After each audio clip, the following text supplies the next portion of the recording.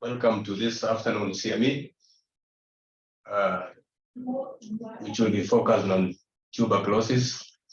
The CME is to mark the World TB Day, which is scheduled for tomorrow. So we have, sorry, this is Dr. Atina. Nobody introduced me. I'll be hosting this session. I'm the chair of the respiratory and disease unit at the KNH, Kenyatta National Hospital.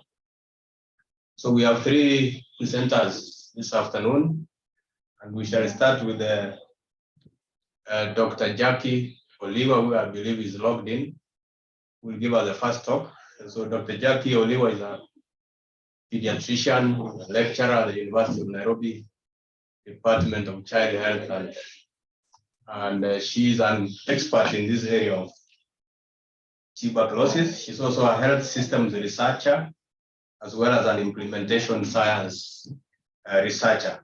She's a lot with the Ministry of Health, and then she's worked in various studies and projects for the ministry. She's also a member of the Kenya Pediatric TB Working Group, as well as the International Union of Lung Health, and the WHO Child TB Support Group. So she'll focus on the tuberculosis in children and adolescents and give us updates on their management. Welcome, Dr. Oliwa. Thank you, Dr. Tina. So this is the outline of my talk. We'll go through a brief on the introduction, then some stats for the epidemiology, then diagnosis, management, prevention. I'll be trying to focus on the updates that are there, and then bring up what WHO is recommending and then what is there in our current guidelines. And then we'll have a summary.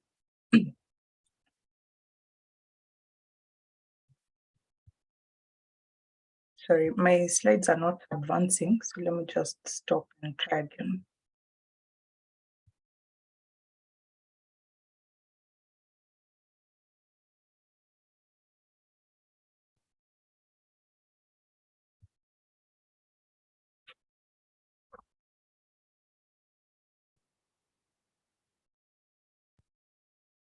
Okay, so by way of introduction, TB is an important cause of illness and death in children and adolescents.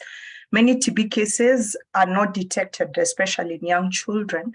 And this is sad because now TB is curable and preventable, and these ones who don't get detected don't benefit from the available treatment and end up dying, and those who survive have significant morbidity. We'll see with careful history and clinical assessments, TB diagnosis can be made even in the most basic of facilities. And the most important thing to note is contact history is important, and it's often not collected or not collected well. And Kenya being one of the high burden countries, I think it's only fair that we have a high index of suspicion for these children as we see them, so that we manage them appropriately. So this scheme I wanted to share, which just shows the spectrum of TB disease as is known right now. So previously, we used to think about it in terms of acquiring, so you're exposed and you get TB infection, then you either proceeds to latent or active disease. But what is known right now, it's actually a spectrum. You can move either direction, depending on what your immune status is. So once you've been infected, if you start off with your acquired immune response. So if you're able to contain bacilli, you just remain in this quiescent latent phase. Many patients are thought to have subclinical TB disease where they'll be testing positive for your TB test of infection, and then symptoms either mild or none, yeah? But when you do the chest X-ray, you find there's actually something going on. So this is a group who actually we need to think about, because they'll have ongoing transmission, even though they're not quite symptomatic themselves. And then the active TB disease, where most children will present because they rapidly go through from infection to active TB disease, just because they don't have an efficient immune response to contain the infection. So children rapidly go from infection to active TB disease within 1 or 2 years of exposure. And so the table just tries to summarize what tests will be positive at each particular stage, and whether somebody is infectious, and what the preferred treatment should be. So what's the global picture of TB in children and adolescents? So we have the latest data from the WHO Global TB report that was launched in October of last year. And according to the report in 2021, there were around 1.5 million children and 2.7 million adolescents infected with TB. In 2021, 200,000 children and 500,000 adolescents went on to develop active TB disease.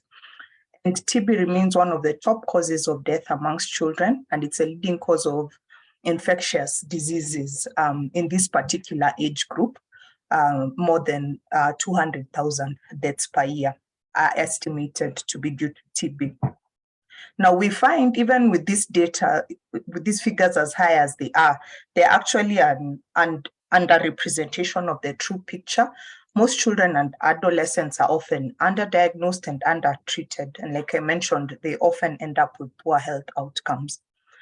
Only 39% and 52% of adolescents were diagnosed and reported to national TB programs. And you can see that case detection gap is as high as almost 60% of children, and nearly 50% of adolescents do not get diagnosed.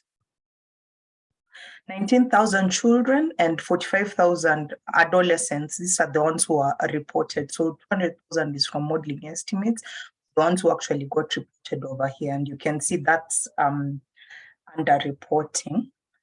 90% of children who die from TB were never treated. So this just should let us know that we as healthcare workers are actually responsible if the children come to us with signs and symptoms suggestive of TB and we fail to diagnose them.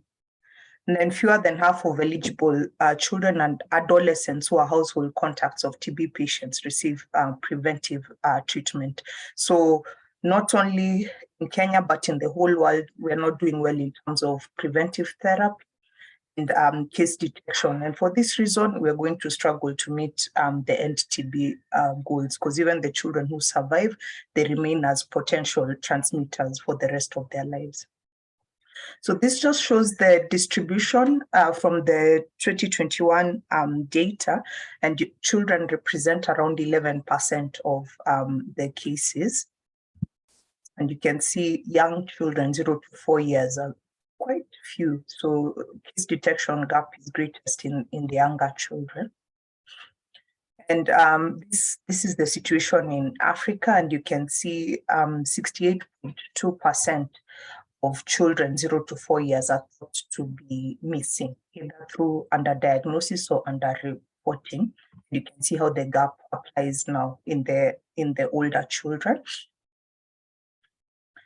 And then we can't fail to mention the impact that the pandemic has had on TB. So in 2021, we saw an increase in TB deaths. We had been having years of reversing the decline.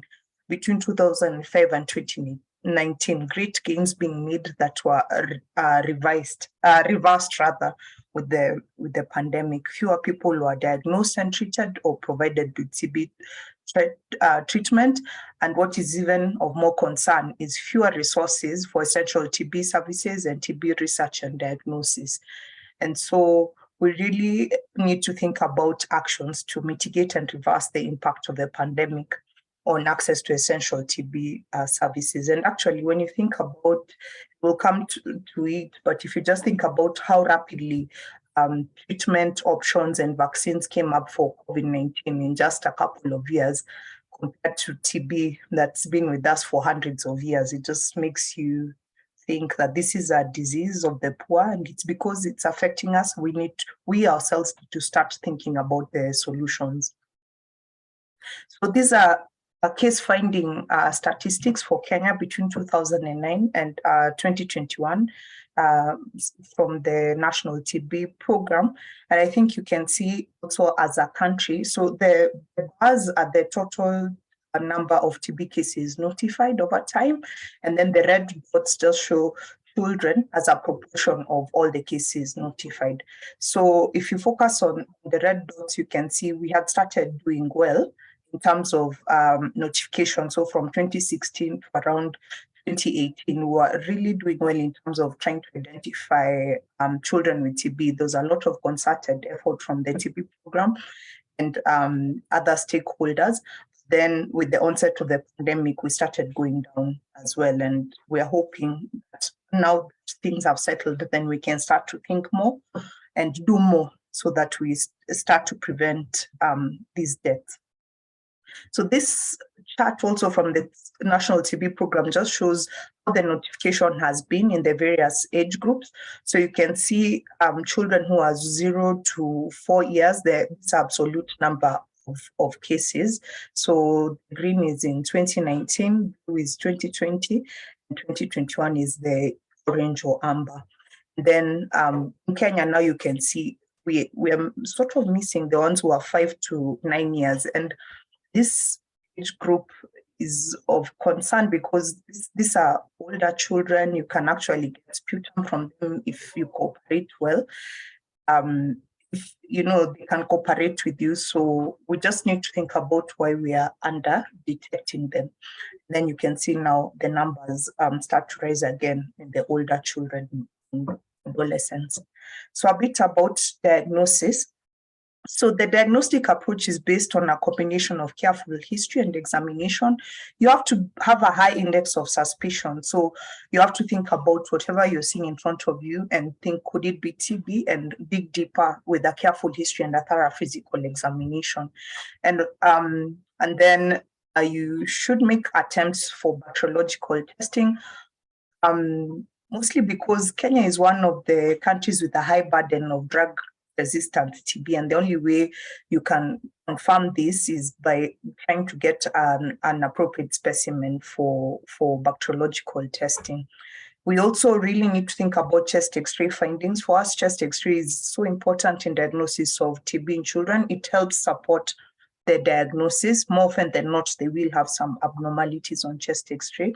And then there are tests for TB infection, so tuberculin skin tests, age-old man too, but availability has been a problem because of reagents. And then in private settings, you might find them using interferon gamma assays, and I'll talk about them a bit later. But just know they don't distinguish between active disease or latent infection. So all they're doing is help you support the diagnosis. And then if you suspect there's extrapulmonary TB, then you'll do investigations according to the site that you think may be affected. So by and large, most children will be diagnosed clinically. If you look at the TB program data and some work that our group has done, you'll find over 80% of children really will be diagnosed clinically. But despite the challenges, again, like I've mentioned, we should still try to get specimen where possible for bacteriological confirmation. So the chart on the right just shows growth faltering. So a child who was following their curve, and then over a period of a few months, you can find that they're not really lost, but they're not quite gaining. So such a child, and we see so many children with failure to thrive or malnutrition, really, they are a special population who we need to be thinking about TB even as we're giving our nutrition support. So most TB in children will be pulmonary, over 70%, and PTB is TB involving the lung parenchyma or the tracheobronchial tree. It includes TB in the mediastinal or hilar lymph nodes. Miliary TB is also considered pulmonary TB. Pleural effusion without radiographic abnormalities in the lungs is extrapulmonary TB. So most common clinical presentation, children will have this persisting, non-remitting cough. You know, it's just been there. It's not getting worse or better. It's just niggling there over weeks. So you see the orange line. That's a just indolent course over weeks. Remember, young children and HIV infected, they may present with more acuity of symptoms. So they have acute severe pneumonia or fixed airway wheezing. So please, please, please, this is a high burden setting. So don't just be treating pneumonia. Sometimes you find the child has been in and out of hospital, the third admission for pneumonia, you're on second line, even third line. Just pause and go back to your history and consider, could this child be having TB? Ask for your chest x-ray, try and get a specimen and suspect TB, especially if you're having a response to antibiotics. So this schema is good because it just tries to show you where possible sites for TB. When I usually tell my students that TB basically should be considered as a differential diagnosis for whichever system you're trying to treat in high burden settings like ours. So if you have a high index of suspicion, then now you make attempts to either rule out or rule in. And we were taught that TB affects all organs from head to toe, I think, except your fingernails, if I'm not wrong, and your hair. So it's just usually a good reminder whenever you're having this inflammation in whatever site that just doesn't seem to be responding to antibiotics, non-specific, just go back and start to think, could this really be TB that we are not thinking about? So to diagnose, now this comes to bacteriological confirmation. So there's been a lot of evidence synthesis to try and understand how these tests perform in children. And you can see in the first instance, expert, now we have expert ultra, now has improved sensitivity, specificity. So we're actually recommending, where available, ultra should be the first line diagnostic test. These are some of the specimens are available for us for children, and you can see if collected well, specificity actually approaches 100%. I need to highlight stool because that's a new recommendation in the guidelines. So stool can be used to diagnose TB in children, and the premise is just they tend to swallow their phlegm. They don't have a good tacit force to cough out. So now, because they swallow their phlegm with the bacilli in it, if you get stool and then it goes through processing, you should be able to detect TB. The sensitivity is around 50%. So it helps you rule in. So in all this, we'll just keep reminding you that children have paucibacillary disease, meaning their bacterial load is going to be low. So getting a negative test does not rule out TB. So don't pause and say you won't treat. The test just help confirm, but clinically you should have already made a decision that this is TB. So the tests are just helping support your diagnosis. So these are the WHO recommended rapid diagnostic tests that are molecular based. They use PCR, nucleic acid amplification techniques, and the various specimens that are recommended for them. So you can see for expert, really most specimens can go through GeneXpert. So wherever you're suspecting, if it's TB in the joints, if it's TB in the meninges, just collect the appropriate sample and let the lab know that you're querying TB so that they can analyze for you. And ultra, like I mentioned, has increased sensitivity and specificity. So we should be trying to as much as possible. You may find some sites have TrueNAT and TB lamp. So these are restricted to use on sputum only. And then you also may see use of urinary lamp. So again, use is restricted to those with HIV disease. So for some reason, you might find in some private hospitals, like somebody was asking me how come they're seeing a lot of urinary lamp being done. So I think it's just the wrong indication for the test. It should be left for those who, the evidence that is there to support its use is for those with HIV disease and usually more advanced disease. Again, just for emphasis, TB in children is possibacillary, so a negative test does not rule out TB, because we keep being asked this question, oh, we've done expert and it's negative, so people are left hanging. By the time you're doing your gene expert, you've already made a clinical diagnosis, so you're just trying to support your diagnosis and check whether we may be dealing with drug resistance TB. Chest X-ray, like I mentioned, is so important, and it's good to do an AP and a lateral view for children.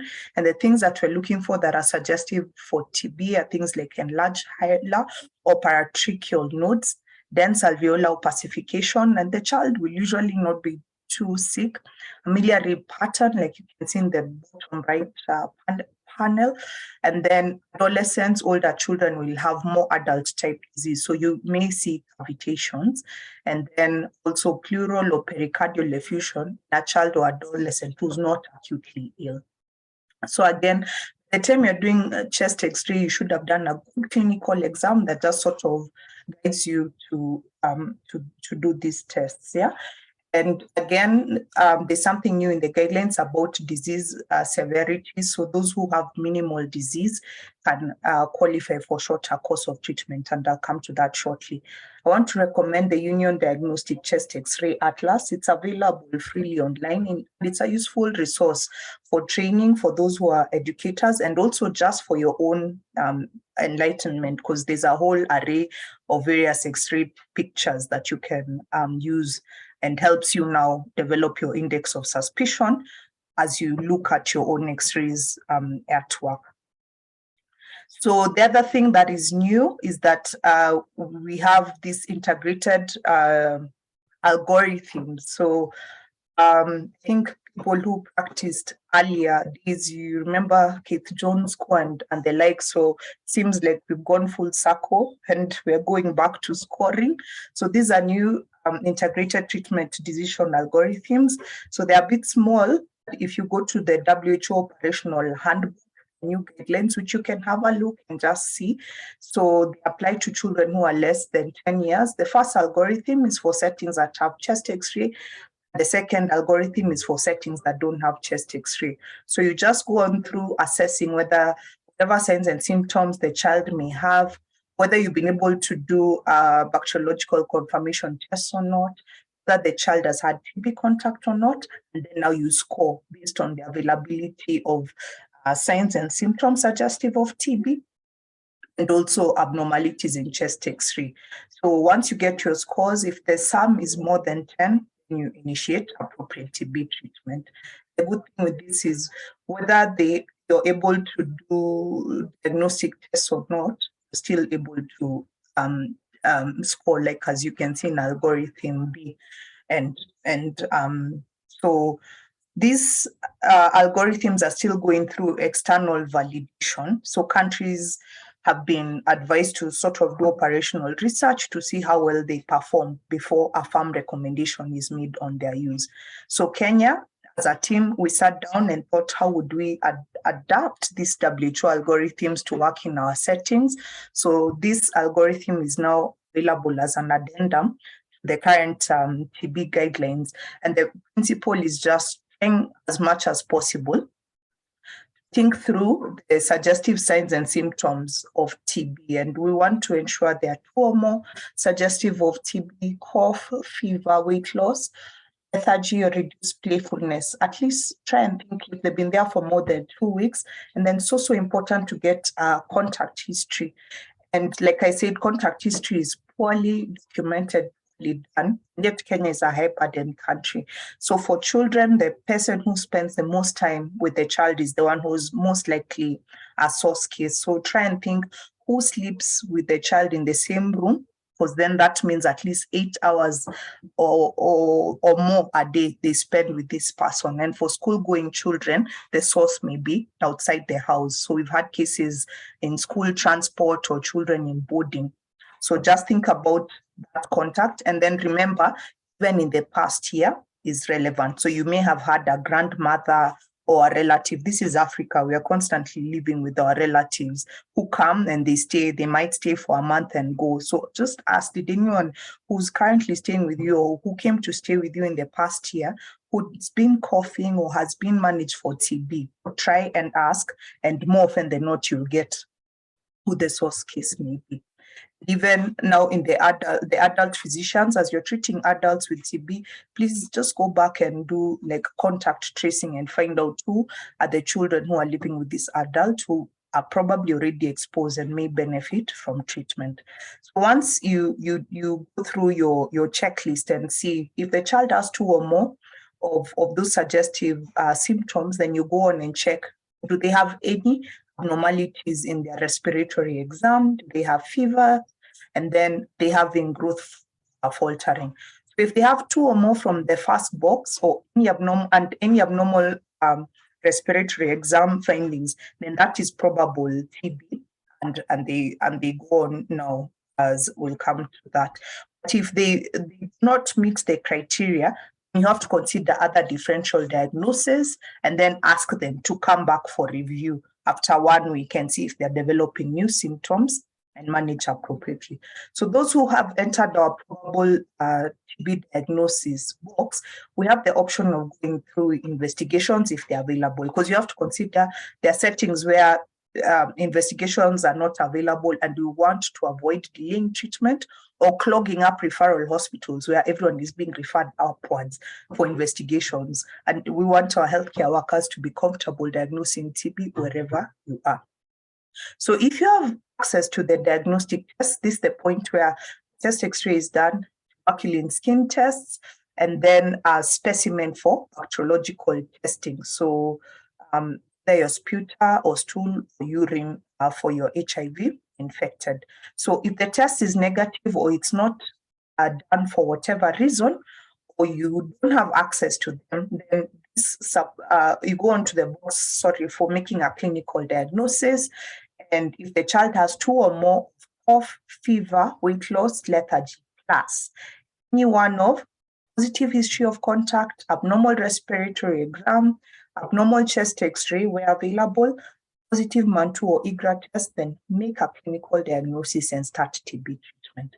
So we've also been in touch with the TB program and we are asking them to allow clinicians to make clinical diagnosis of TB and to start treatment.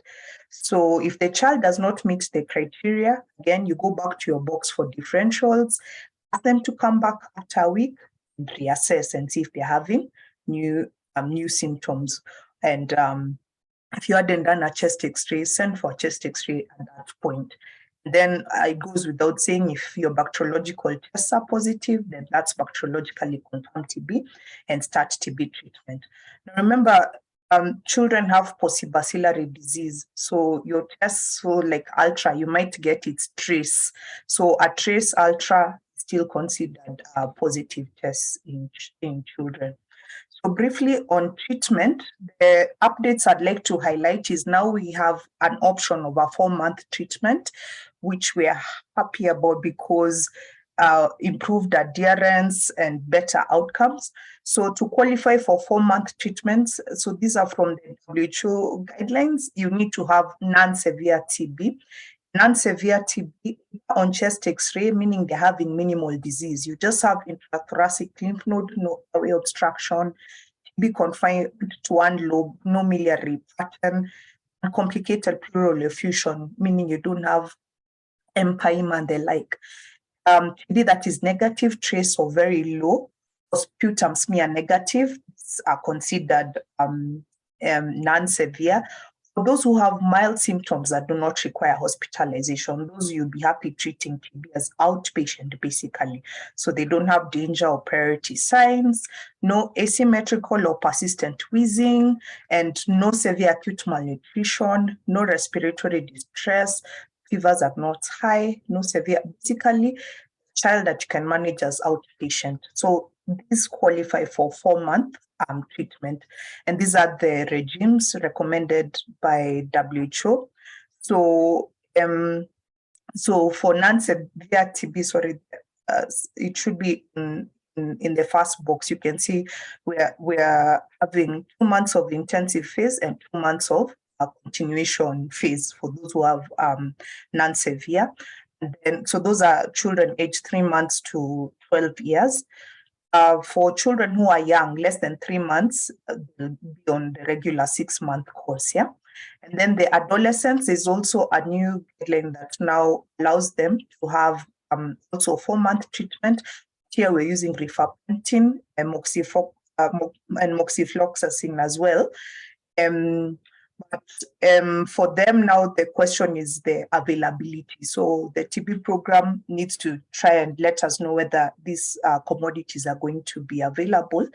The challenge with the moxi regime is that pill burden, because these are not fixed dose combinations as of now.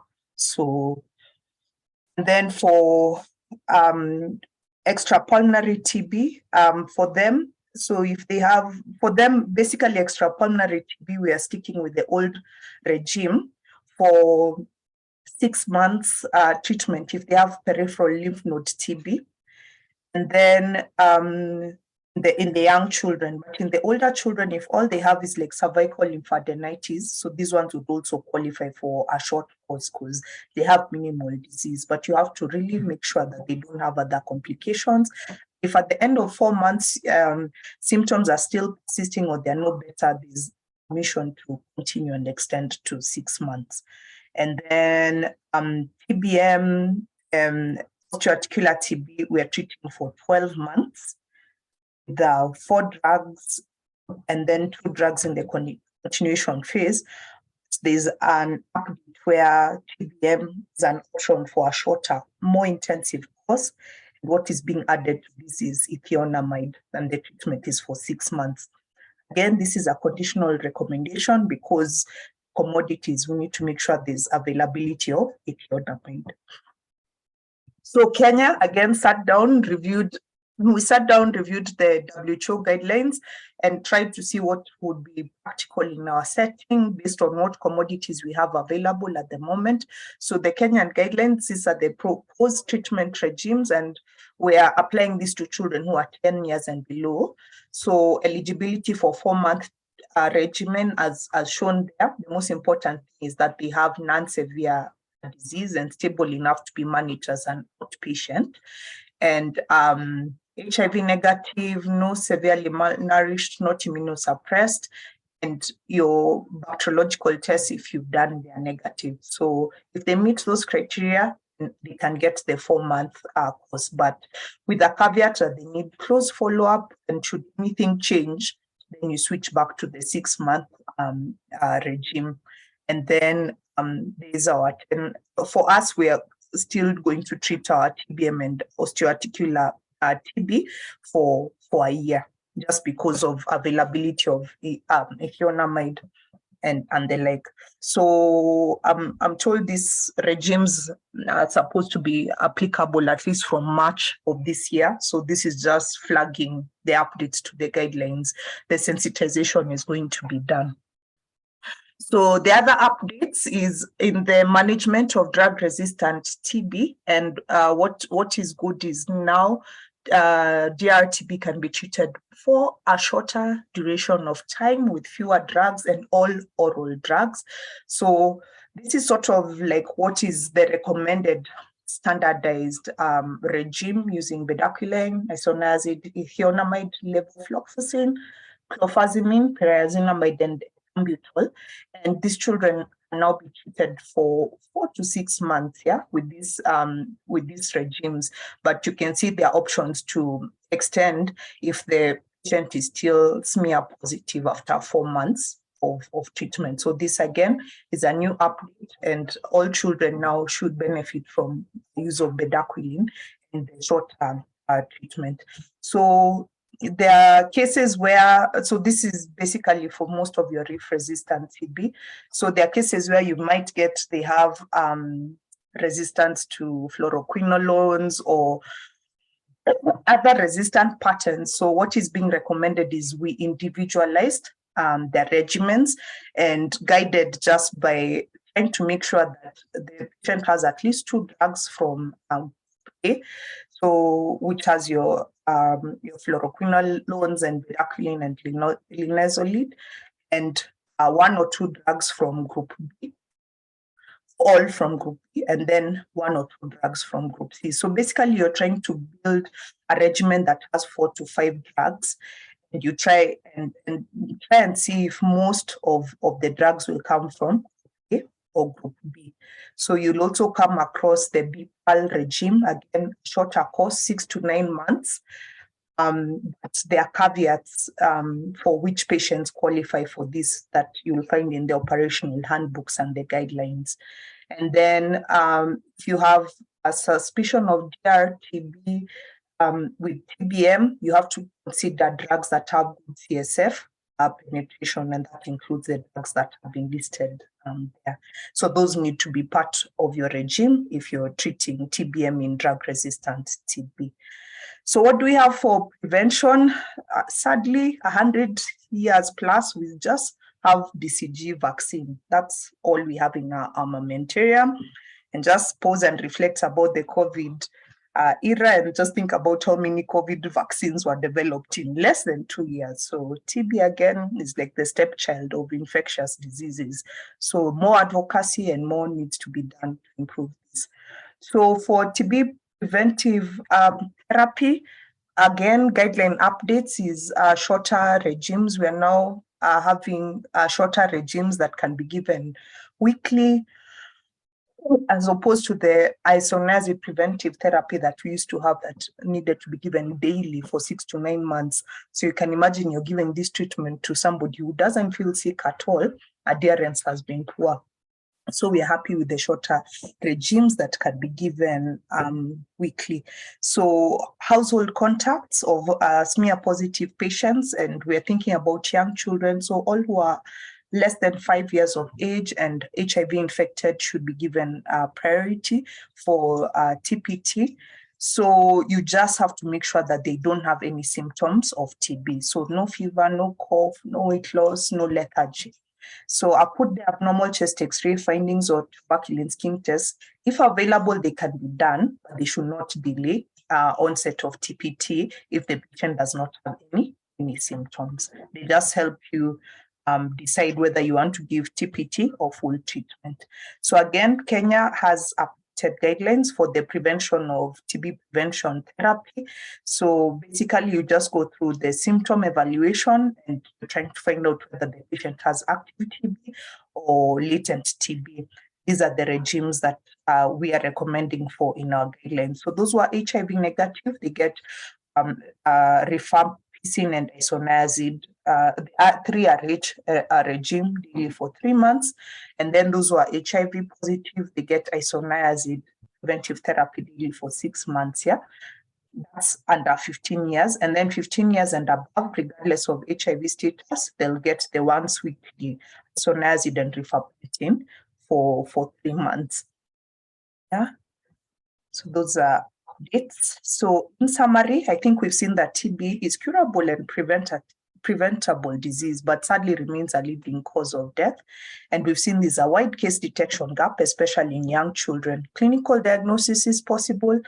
Still attempt bacteriological confirmation. Chest X-ray is important, so please ask for it. We've seen their shorter treatment regimes, both for drug-susceptible and drug-resistant TB, and contact tracing is key. So we have to have a high index of suspicion. So thank you so much for your time. We'll handle questions during the panel discussion. Thank you. Thank you, Dr. Oliwa, for an excellent presentation.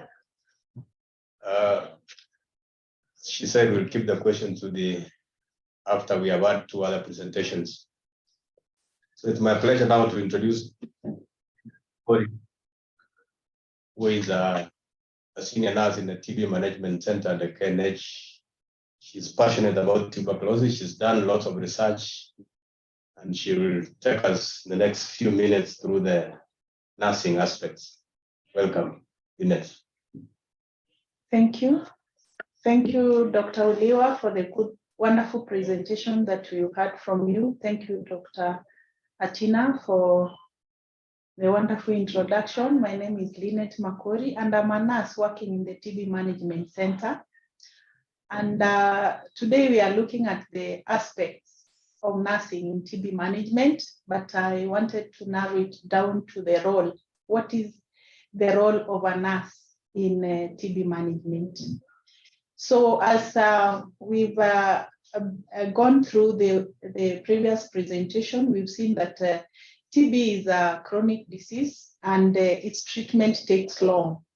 And we really need to appreciate that as much as we have these patients being diagnosed and identified, we need to work with them, the journey. And I was going through one of the corridors in our hospital, and I met this poster on the wall saying that your health is the greatest wealth. Seasons come and seasons go. So as healthcare workers, we need to appreciate the fact that we are here for the members of the public, we are here for our patients, we are here for them, so that we can navigate safely with them during this time, the season that they are here with us and when they become sick. Because we need for them to be treated successfully, complete treatment, go back to their work, and continue building the nation. So what is the next slide, please? So this year, we want to look at the theme of this year is yes, we can end TB. And yes, in a way that we are all involved. The healthcare workers, we are involved. The patient is involved. The caretaker is involved. The community where the patient comes from is involved. So all of us, we can end TB. So, and that is why we have brought this presentation so that we can prepare for tomorrow, as our chairman said, that tomorrow is the World TB Day. So our presentation, we have an outline, and we are going to look at a few facts. And we also look at the objectives of TB management and some elements that are really important when we come to the nurse's role in TB management. So some of the facts that we need to look at is on nursing or on nurses. And according to the World WHO report of 2020, next slide, please. Of 2020, we found out that 59% of the workforce actually are nurses. And as much as the nurses are 59%, they are also integrated when they are doing patient-centered care. They give us integrated patient-centered care. And they also play a very important role when it comes to delivering our health priorities as far as universal healthcare is concerned. Now, we need also to appreciate that the nurse is also the patient. Why? Because this nurse that we are talking about, or the nurses that we are talking about, we have said they play a very central role. They play a very key role in our patient's care. It doesn't matter what kind of disease the patient is suffering from.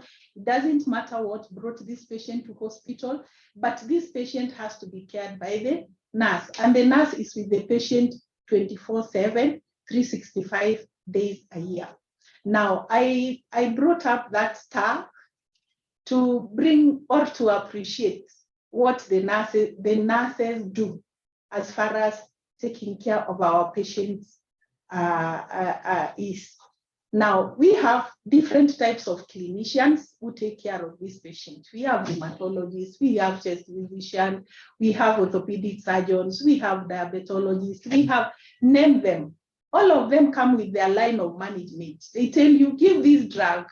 Hematologists come, transfuse this patient. And then another one says, if you give this drug, it's going to cause problems to this other one. And all that information is given to the nurse. So it's the nurse to balance all these types of management to ensure that this patient navigates safely, because we said earlier that our wealth is our health. So it's for the nurse to really balance between this, all these instructions for the patient so that the patient can go home safely.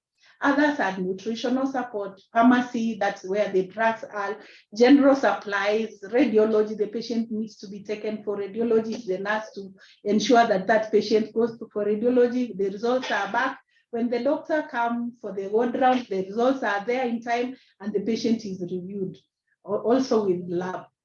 Now, when we have appreciated our nurses as a central part or as they play a central role in TB management, or in let me say in general, the taking care of our patients. Next slide, please.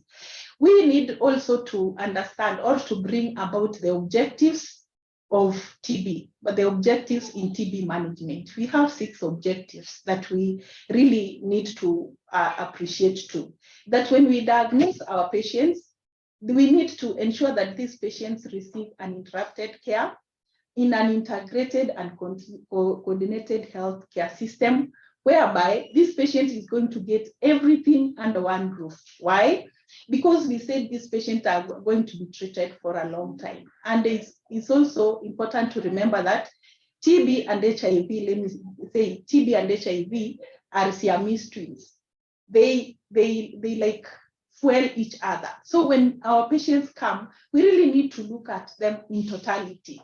When we are taking the history, when we are doing the assessment, when we are doing all that we need to do so that we come up with the diagnosis, we really need to look at them in totality. If this patient came with TB and you find out that the patient has not been tested for HIV, let me give an example of our clinicians.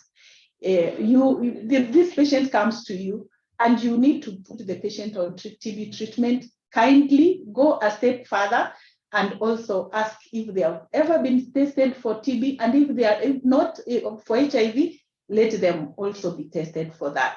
Then we also do this, we also have another objective, that those that we identify that they have TB and HIV and any other disease, we really need to put them on treatment. But more so in TB treatment, because we said it's a chronic disease, we need to monitor them on a daily basis and ensure that they return to their work, they return to whatever they were doing. That Mama Mboga needs that money for her to take care of the children. That Njengo gentleman who came here, he needs to go back so that he looks for something to put on the table for his children. So we really need to monitor this, to work with them and ensure that they go back as early as possible to do their work. We also need to do what we call directly observed therapy. Why? Let me give an example that sometimes back, I don't know what happens nowadays, sometimes back, especially when HIV came, the drugs they were being given, even TB treatment were so many. So the HIV drugs were many, the TB drugs were so many. So you find when you are giving these patients, it's a handful of drugs. So what they just look at those drugs, they say they cannot swallow them. So somebody could just make a cut on the mattress, and then when the nurse, you have given the drugs, he just inserts the drugs into the mattress and he just keeps quiet.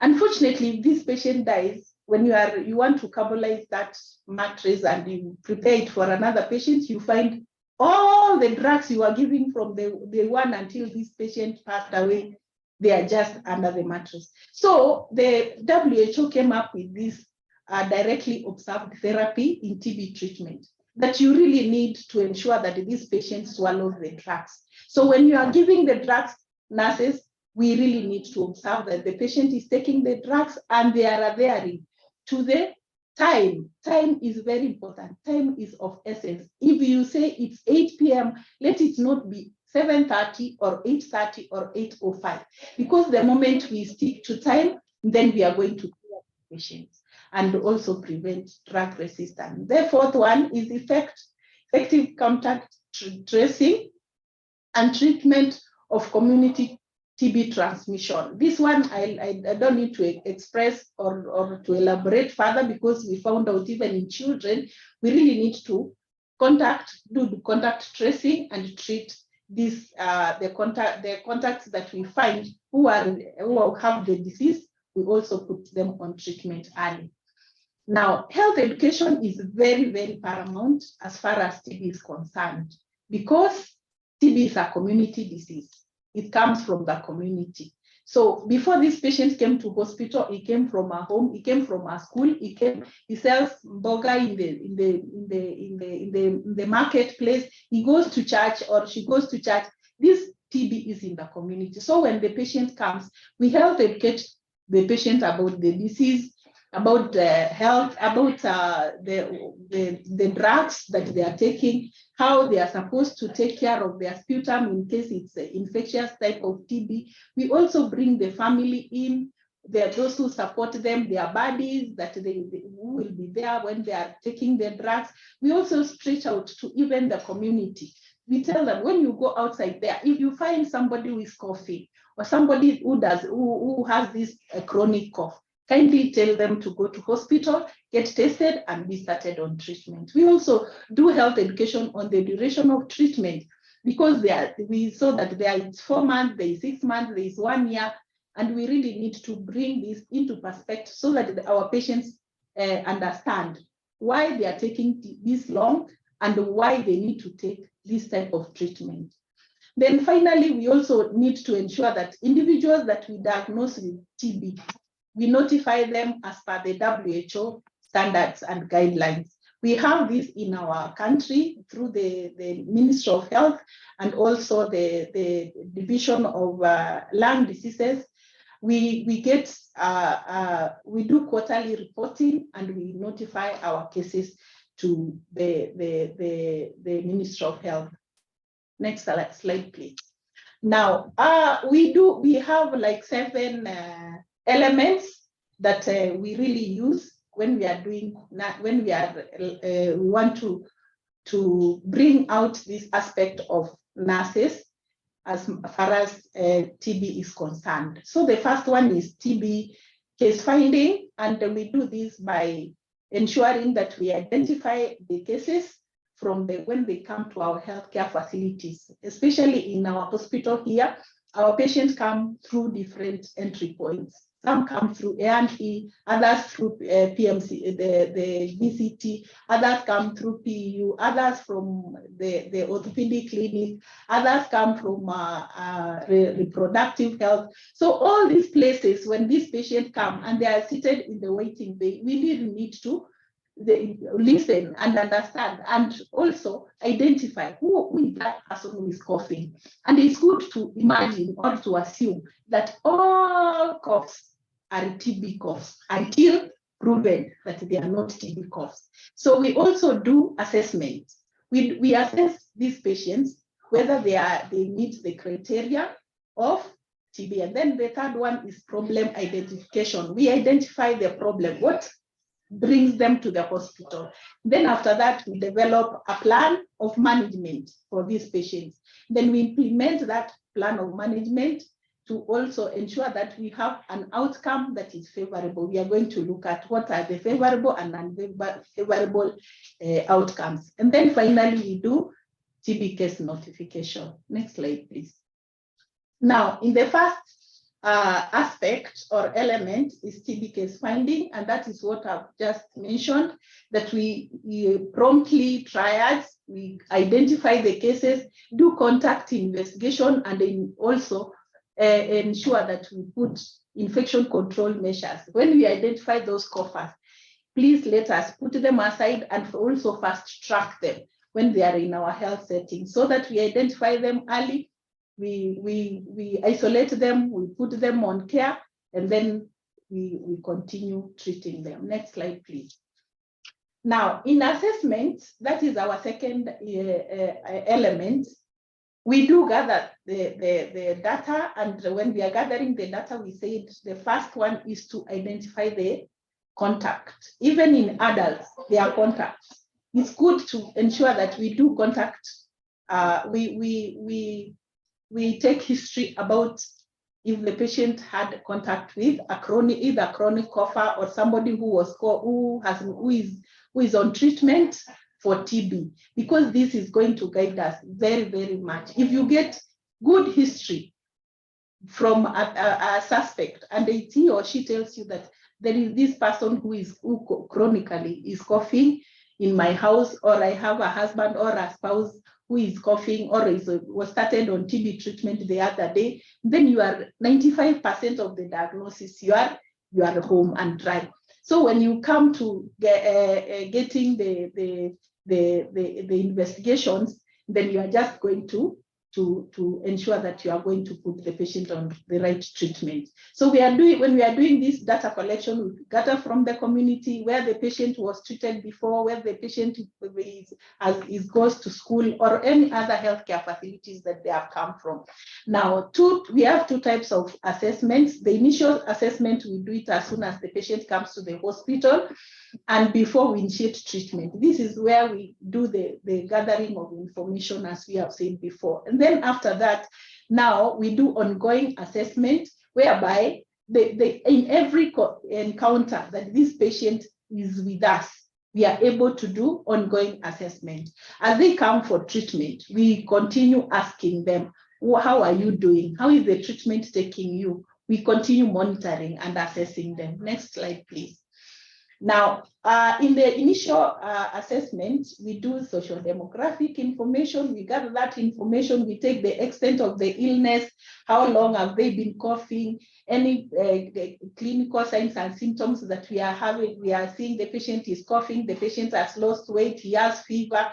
All this, we need to gather them. Then more so to this gathering of information, baseline weight is very important, because our TB treatment is weight-based. And when we request for weight, kindly give us the weight, because we are going to give this patient drugs or treatment according to the weight. So weight is very important. And as we will see later, weight monitoring is very important. If you find your patient when you started treatment and they are just gaining weight continuously until completion, you are doing well. But when you find your patient has stagnated the same weight or is going down, that's not a good sign. You need to find out why they are not gaining weight. So also in the initial treatment, we want to do past medical history. Has the patient been treated before? Did they complete treatment?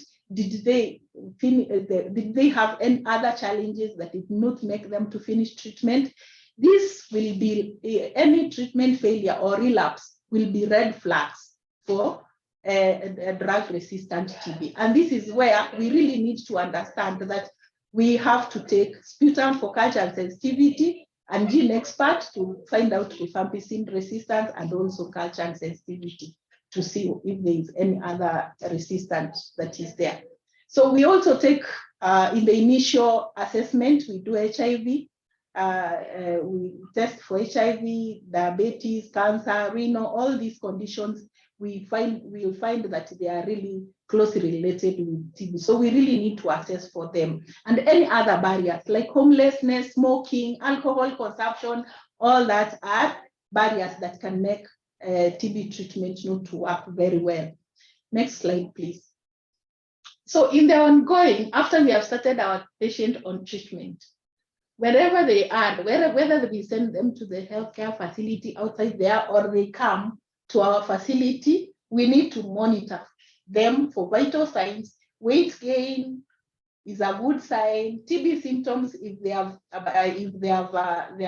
receded, or even when we do in the second month, when we do the bacteriological tests like sputum, you find it's negative, that's a good sign. If there are any drug sensitivities, you need to identify them as they come every other day to the healthcare facility. And we also need to appreciate that when these patients come to our health facilities, the first contact person is the nurse. Before the patient meets the clinician, even thereafter, the first person they meet when they come with that appointment card to collect drugs, they meet the nurse. And the nurse is the one who identifies this patient today.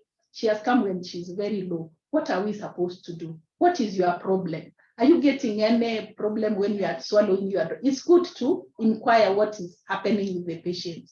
And it's also good to monitor our patients on a monthly basis for weights, and also any other treatment, any other investigations that we need to do as we continue with treatment.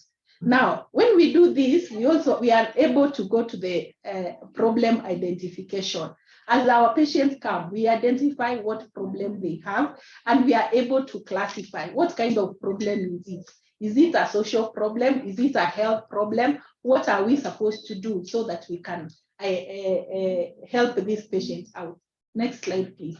So if you find that this patient has problem as a problem, maybe the patient is taking drugs, maybe the patient is smoking, maybe the patient is taking alcohol, and is also taking TB drugs. Believe you me, he will finish the treatment, or she will finish the treatment, and she will come back to you. So it's good to continue talking to these patients, allaying anxiety, asking them why they are drinking, refer them to where they can be seek more counseling so that they can continue taking the drugs successfully and finish. And we are also able to identify, as you monitor, we find out that sometimes a patient who has started drugs outside there, and then they came to the hospital and the card is blank, doesn't have the drug regimen, because we give RHZA and then RH. You find that the card is blank, it doesn't even have the weight. It doesn't even have the type of TB. So we are able, as nurses, we are able to identify these errors and these gaps so that we are able to rectify them as we continue treating our patients. Now, the other one is develop management plan. Now, when we identify this, we need to establish the plan of action. And when we establish this plan of action or plan of management, we are able to also incorporate all those that we are able to incorporate. If you find that the patient, wherever he came from, you take history and find that the patient was not tested for HIV, it's good to incorporate the PITC counselors so that they are able to rectify that. We also need to identify if the patient was not started on the right regimen. You rectify that, and you also ensure that you put the right treatment. Next slide, please. Now, follow-up and care is very important. And this one will tell us the response to care. And as we do this, sometimes we are forced to negotiate and adjust care as necessary. Why? Because let me give an example of our hospital, Kenyatta National Hospital. We are a referral hospital. And when we diagnose our patients, we are supposed to decentralize them to the nearest healthcare facility. But you find the patient tells you, me, I don't come from Kawangware or wherever you are sending me. I come from all the way from Kisumu.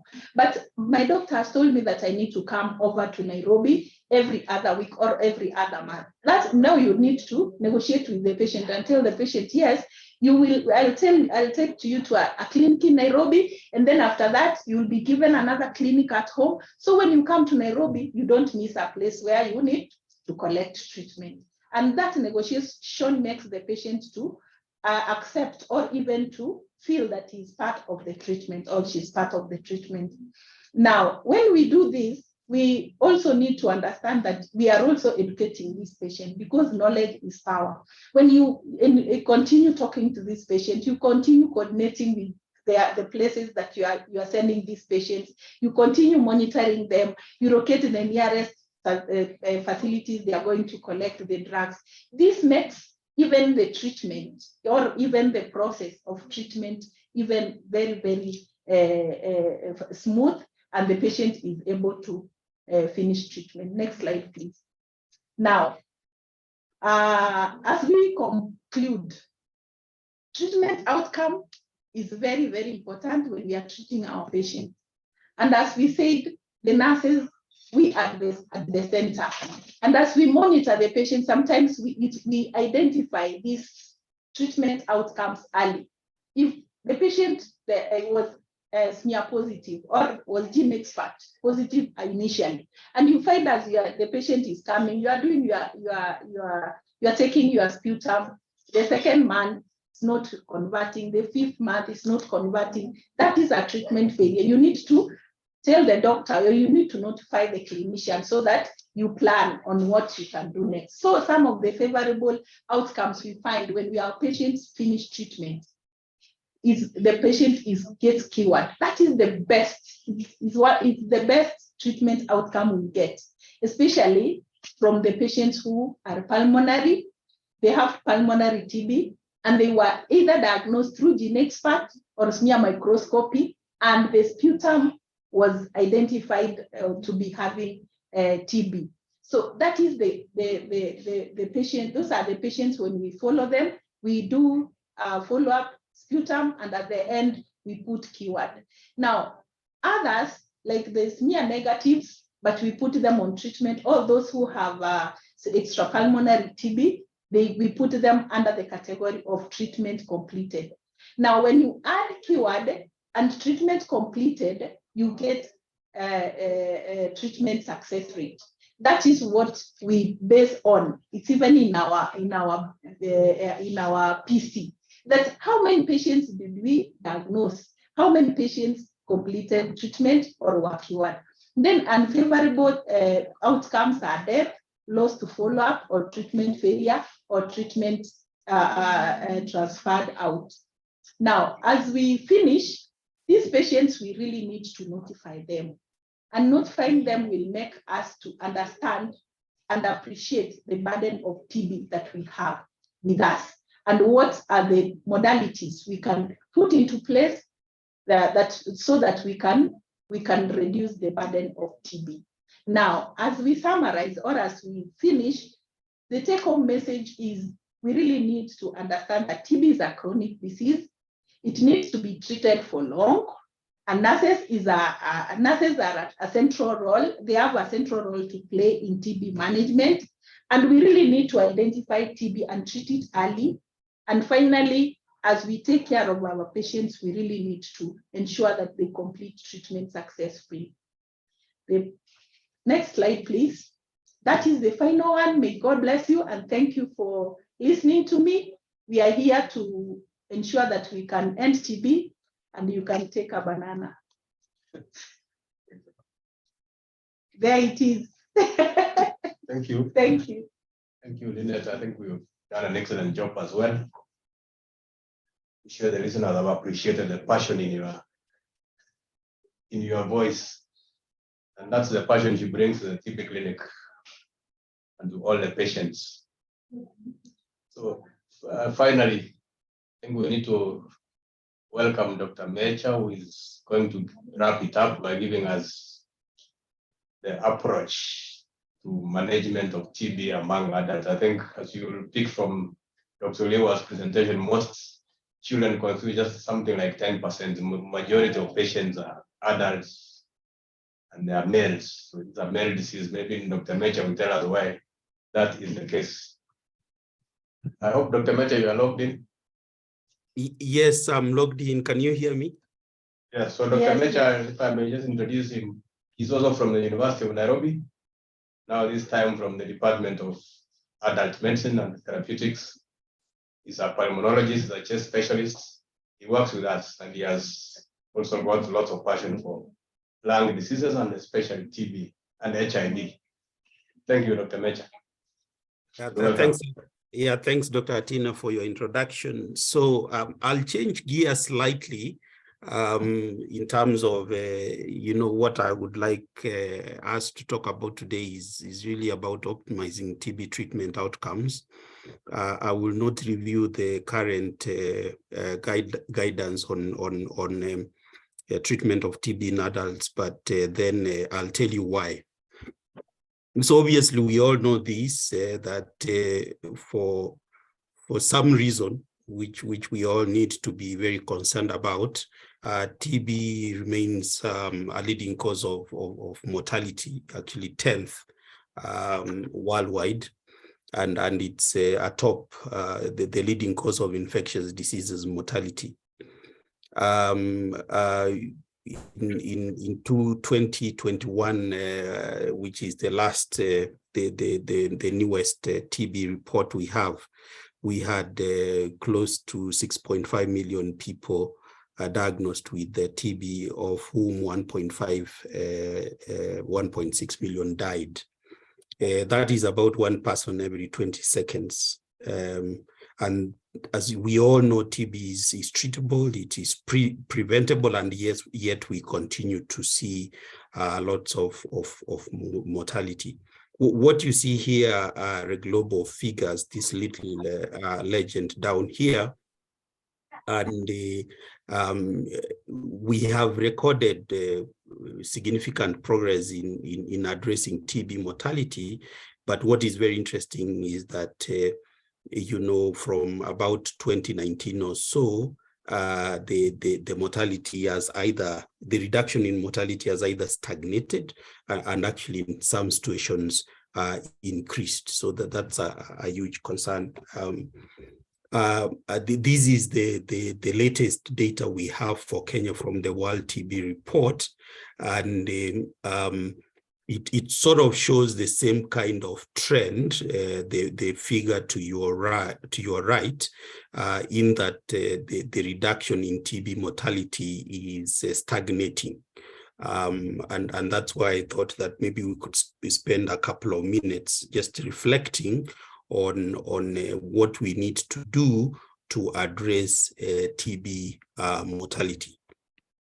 As you know, we have NTB targets for TB mortality, which are you know, various reductions, 35% reduction by 2020, which is just passed.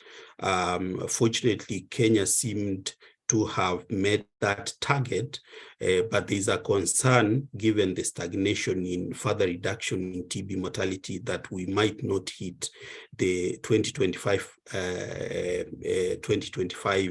mortality target, and obviously, which means we will miss the other two targets of really reducing it by 95% by 2035, and keeping it below 5% going forward.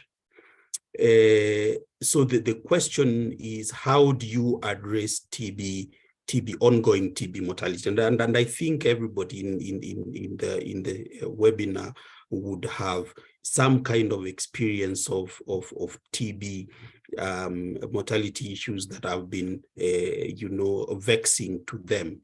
And the best, I mean, the two overall approaches, number one, are to reduce incident cases.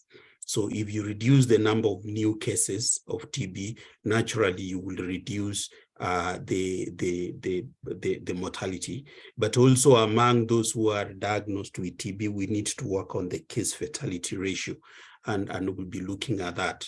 So this is just a schema that shows you know, the various areas where we need to put effort or to address to reduce mortality. So we need to obviously reduce the incident cases, and this is in the realm of prevention, which we will not talk about today.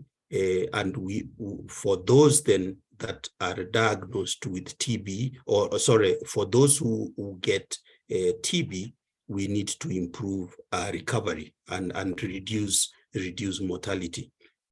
So the diagram I've shown on your left there is the trajectory of TB deaths in the United Kingdom from about 1900, well before we had antibiotics. And one of the things that you notice is that actually, even before we started having effective TB treatment, TB mortality was coming down. And the question you want to ask yourself is what was happening? So one of the things, obviously, we know that was happening at the time was improvement in public health interventions, and also improvement in the general living standards of the people in the UK, in Britain. And that drop, as you can see, continued with these increases related to the world wars and so on, all the way, and really continued dropping until we had anti-TB drugs available in the mid 1940s, mid to the late 1940s. So I think one take-home message from here is that as healthcare providers, we probably need to be in a position to advocate for a greater, to have a say in the manner in which the greater socioeconomic status of the population within your catchment area where you live improve as a way of addressing the reduction in incident cases, which then would lead to a reduction in TB mortality. This, what you see happening in the United Kingdom is actually replicated very well from this very excellent study, which looked at TB mortality in a city in Bern in Switzerland between the mid of the 1850s all the way to 1950s, and you also can see that there was progressive reduction in incident in TB mortality, even in spite of the absence of effective anti-tuberculosis medication. So really pointing very much to this aspect of other determinants of TB mortality other than the disease itself, and other than medical intervention. And therefore, when you look at the latest global TB report, there is a whole section on determinants, and therefore everybody is recognizing that these determinants that are outside of the healthcare system do play an important role in the burden of TB within a population, and this is taken from the report, and what you see, and these are what we call ecological studies. What you see on your left is the relationship between TB incidence, the occurrence of new cases, and per capita income, and you can see that as the per capita income increases, the incidence of TB decreases. So we're really saying that, money is an effective preventive intervention for TB, as it were. You can, it's one way of putting it. And also on the other side, when you look at undernutrition or malnutrition at population level, you can actually also see a direct relationship with the population level undernutrition and the incidence of TB. They have a positive relationship. And that's why, we come to this conclusion that, yes, as a healthcare providers, these are things we don't talk much about, but I think there is an increasing recognition that we do need to talk about other determinants of TB other than what is within the healthcare system. So how do we reach TB mortality reduction targets? This diagram here also from, this is from the UoN, is really just an illustration of, what would happen if, we did nothing. So that is your red line, in that we are not going to meet the targets at all. And then if we just continue using, current tools, we would expect, to see further reduction. And I think that's why it's very important from the two previous colleagues that have talked, that we are effectively utilizing the tools that we have. And really the thought is that it is with the addition of new tools, innovations, and other things that will get us further and get us to the target that we hope for by the year 2035. So in addressing TB-related mortality that we continue seeing, which is of concern, obviously, the first question you want to ask yourself is what drives TB-associated mortality? And the greatest driver is really undiagnosed disease, which really points to insufficient case finding.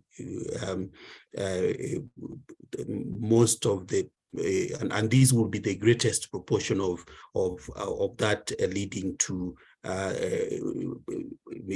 TB-related mortality. And then mortality that happens after diagnosis would point to either late diagnosis and particularly in terms of extrapulmonary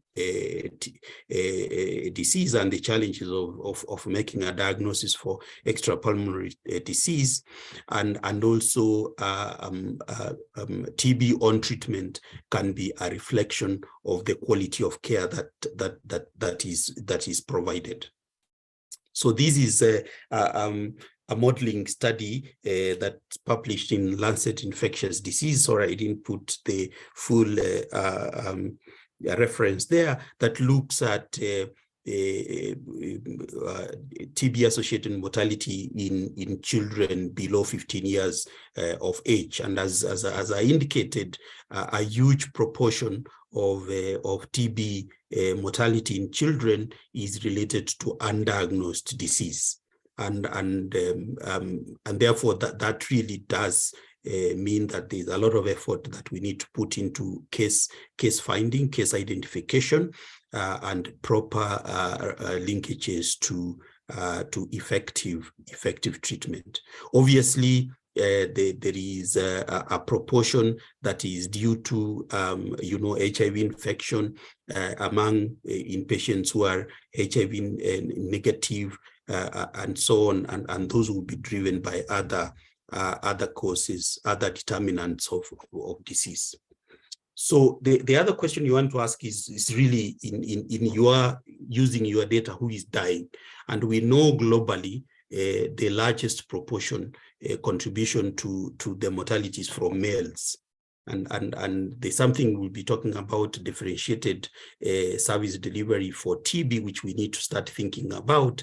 Then the males in your treatment cohorts become particularly important in addressing TB-related mortality. Of course, we know about this, the evolution of the TB anti-tuberculosis strategies, where we currently have the NTB strategy, which talks about integrated patient-centered TB care and prevention, bold policies and research and innovation. And if you look at the aspect of integrated patient-centered care, we're talking about early treatment, so really case finding, ensuring that everybody who has active TB is identified through very systematic active screening and addressing high-risk groups and ensuring that everybody who has active TB is identified. And there are those other strategies that are mentioned under integrated patient-centered care. But I will say that the intervention really at the core of the intervention should be data. The extent to which you utilize your own data within your facilities, within your sub-counties, within your counties, really to drive the decisions and the interventions that you put in place to address TB-related mortality. And what I show here is, one way of utilizing data. We just looked at patients who have HIV infection who were admitted at Kenyatta National Hospital, looking at what were the main causes of mortality, and as first we found the mortality in patients admitted was really high, close to 40%, and then what were the main causes of mortality, and you can see, you know, the place where TB is. If you look at pulmonary TB and extrapulmonary TB, then really TB is the leading cause of mortality in these patients. And if you look at, you know, meningitis, and a proportion of that would be tuberculous meningitis, then it's overwhelmingly the leading cause of mortality. And really we put interventions in place in terms of addressing these very severe manifestations of TB as a means of addressing or reversing the trend in mortality. So worked on case management, multidisciplinary teams discussing these issues, and providing a prompt referral for specialists to come in if the patients had renal disease, liver disease, and other things, and laboratory support, which we'll mention something about briefly, and obviously ensure conducting clinical audits of all cases, and particularly mortality audits.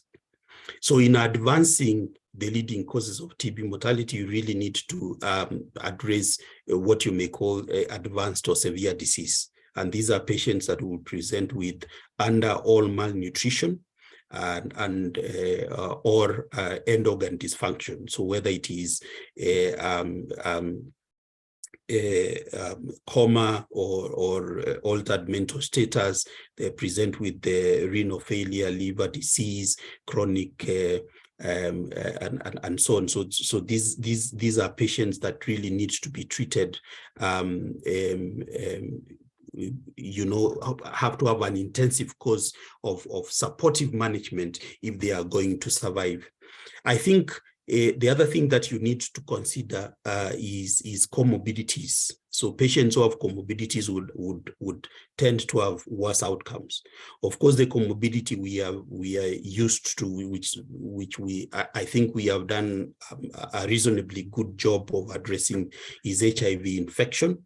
But we really should not forget other comorbidities like diabetes, chronic liver disease, chronic kidney disease, chronic respiratory disease, especially for patients who are presenting with, you know, recurrent disease, recurrent TB. Psychiatric disease can be a huge problem. Substance use disorders, whether it is alcohol, other substances, smoking, and things like that, nicotine addiction and all that. And then treatment interruption that could be due to adverse drug reactions and non-adherence. So these are the kind of things that drive mortality that really you need to address if you are going to make a difference, or if we are going to move down the trajectory of reducing TB-related mortality.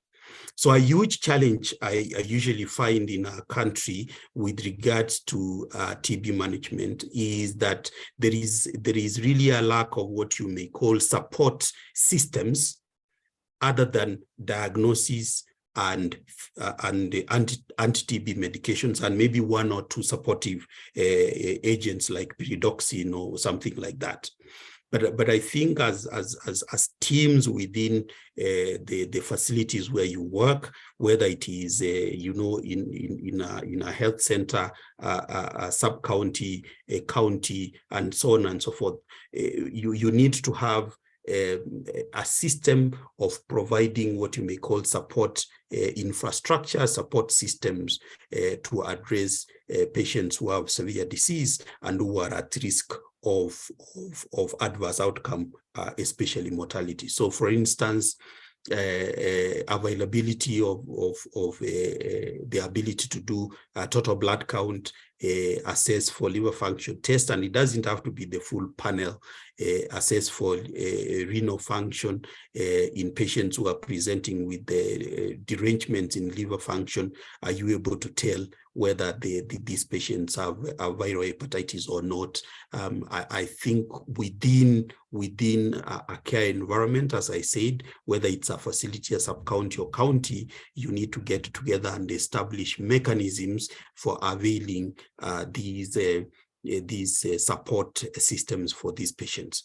A lot of times for us who work in referral facilities, what you would find is these patients are referred, they take a lot of time, and really by the time they come to us, it's maybe a bit too late. Whatever systemic issue they had is quite advanced, and therefore you undermine our outcome.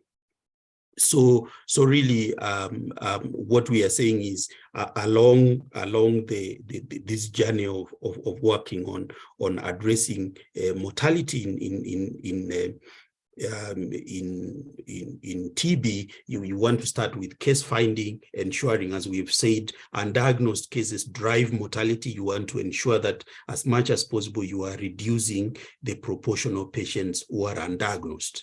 You want to address issues of diagnosis, making sure that it's prompt and patients are adequately and quickly linked to treatment, and that they are getting effective care. They are supported to stay in care.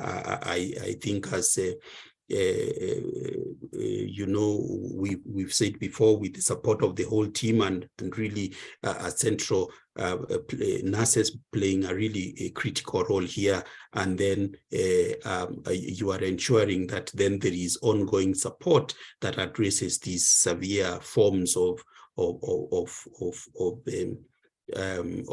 TB in terms of the support systems that are required.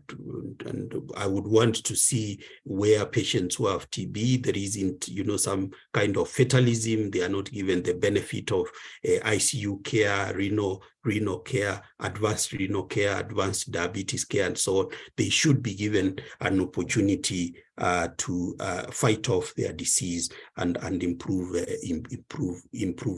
outcomes. So you want to look at these, and this is my final slide. You want to look at these as sort of a health systems approach to optimize TB outcomes, really ensuring that there is leadership that marshals everybody to address the issue of adverse outcomes in patients, ensuring that there is adequate resources in terms of budget, properly skilled and a proper complement of healthcare providers that work as a team, ensuring that the kind of supplies that you need, especially, I think, for these patients, the adjunctive tests for these patients, as I've indicated, full blood count, assessing blood sugar, liver function, renal function, and so on are addressed. And of course, health information systems that are fit for purpose in ensuring continuity of care, these coming together in the form of service delivery to ensure that you have impacted on treatment outcomes. I think that's my last slide. For purposes of just to remind everybody again, ensure that you are appraised of the latest treatment guidelines from the program. They are available online. I think they have excellent information together with the algorithms and everything that you need. What I find the reason why I addressed these treatment outcome issues is that there is a bit of a gap in how you address the proportion of patients really that drive adverse outcomes, and I think we need to all engage each other, engage the program in making the policies, guidelines, and so on that would address these groups that would drive mortality for our treatment cohorts. Thank you very much. Over to you, Dr. Atina.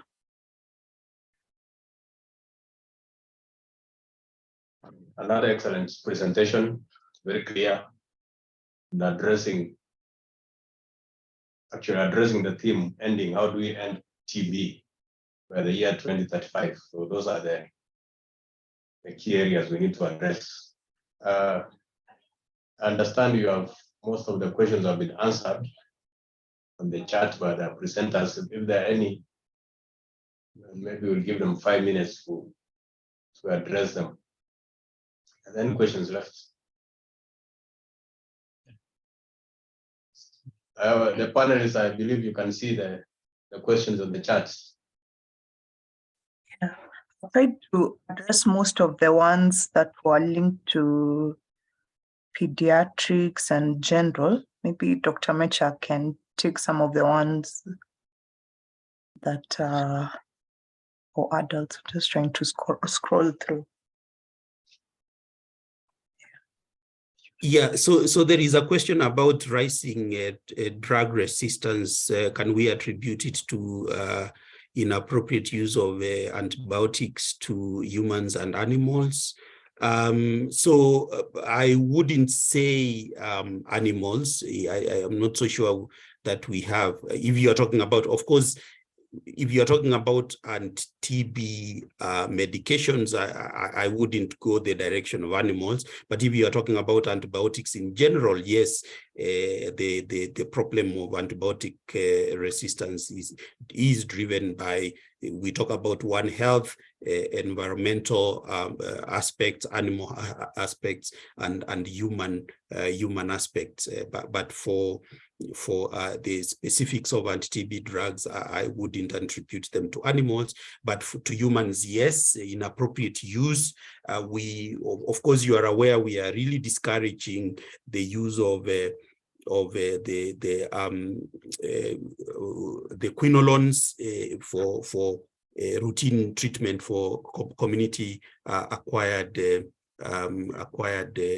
pneumonia, because increasingly the quinolones, we're moving them as key drugs in the management of TB, including as you know, Dr. Aliwa pointed out, in drug sensitive TB as first line, if you will. So yes, the inappropriate use of those drugs can indeed drive resistance. I think I've seen a question around psychiatric issues in TB treatment. Remember that you know, TB can be can be a multi-systemic disease. You can get CNS disease, and therefore that can you know, present as psychiatric manifestations. You can also get adverse drug reactions to anti-TB medication, presenting as psychiatric manifestations. You can have systemic effects of TB. So, and that's why I said, you know, these are the kind of patients where you need to have a case management approach. So, for example, these are patients that you need to ensure that they are not probably having electrolyte imbalances. They are not going into liver dysfunction. Hyponatremia is a common complication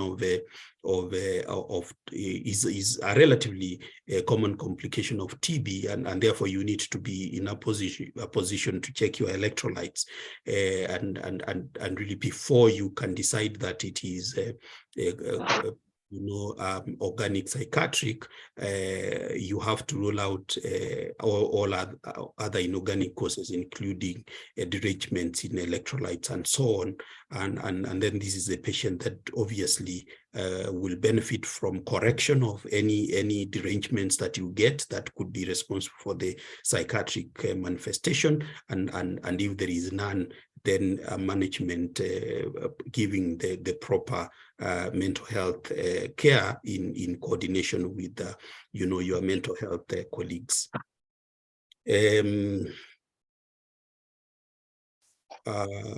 So somebody has talked about vaccination. I really, you know, this is something that maybe we could ask the vaccine group whether this is happening. TB treatment in HIV positive patients is different. So we didn't address that. That is addressed very well in the guidelines. There is really not much of a difference. But remember, this HIV co-infection is one of those that drives adverse outcomes, and therefore you need to have a case-by-case basis in the manner in which you treat them. But please look at these guidelines that I've pointed out, and also the ART guidelines. They have excellent sections on TB HIV co-infection and how to go about those. Is there anything? So patients who are on patients who are on rifampicin would require DTG dosed twice a day instead of once for that treatment. Dr. Atina, I don't think we can finish all these questions. Maybe we need to have another seminar. Yeah. I agree with There you. are quite many. There's been several questions on isolation. Maybe you can respond to that, Dr. Mehta, because children tend to have possibacillary disease. So for us, I think once you've been on treatment for 2 weeks, really, we consider you not infectious. But I've seen almost 5 questions on whether TB patients should be isolated in the wards. Yeah. So we have standard infection prevention procedures for patients, and also I would point you out to the IPC guidelines that are also online on the National TB Program website. But generally, the guidance is the same, that if a patient has been on effective treatment for at least 2 weeks, then they are not considered infectious. They can go back to work. For children, school-going children can go back to school and so on. But please acquaint yourself with the IPC guidelines, which you will also find on the program web page. So the Ministry of Health guidelines are available, and then the WHO guidelines on the TB knowledge sharing platform, they are freely available. And then if you also go to the Union of Lung Health page, there's a nice desk guide that can be used by healthcare workers to help with diagnosis. And then WHO also has lots of trainings that are available for healthcare workers. So familiarize yourself with what's going on. Yeah, thanks. Thank you, and I think we have run out of time. I think they also need to familiarize themselves with the NTB program. I've said this before in a different forum. I think this is really our program. It's the healthcare workers, those of us who are logged in, who need to end TB. It's not the program or the ministry or WHO or the UoN. We need to see more engagement by all of us and the public as well, because this is, as been highlighted, it's a big problem. So I think I will thank you, my presenters, all the presenters, and all of you who have logged in a very nice session. And tomorrow we shall be having a celebration in the Margaret Hospital in Korogocho. So you are all welcome if you are in Nairobi. That's where we shall be marking our World TB Day this year. Thank you very much. And I think you are now free to leave at your leisure. Thank you. Bye. Thank you. Thank you.